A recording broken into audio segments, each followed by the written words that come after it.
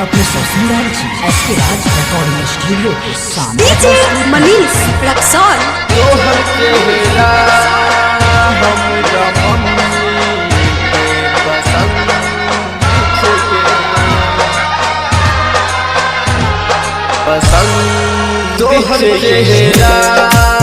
हमरा मम्मी के पसंद छे। तोहर चेहरा हमरा मम्मी के पसंद छे।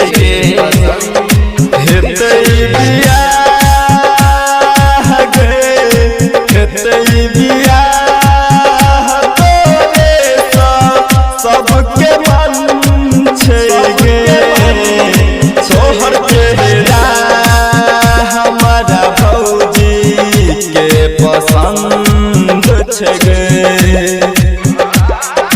डीजे मनीष रक्सौल। हमरा मम्मी के पसंद छे गे।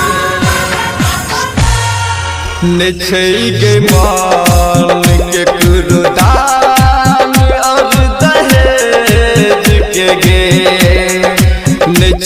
गे मान के कुर्दान और दहेज के गे। कहल के पंडित गे कहल के पंडित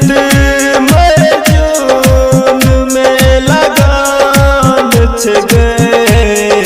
तोहर चेहरा हमारा भौजी के पसंद छे गे।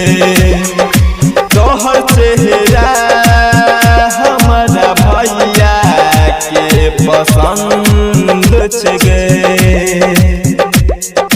डीजे मनीष रक्सौल। हमरा मम्मी के पसंद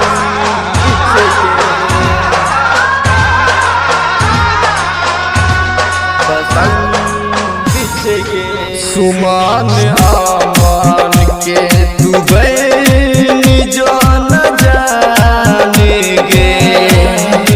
गायक अमित के तू बनी जो न जाने गे।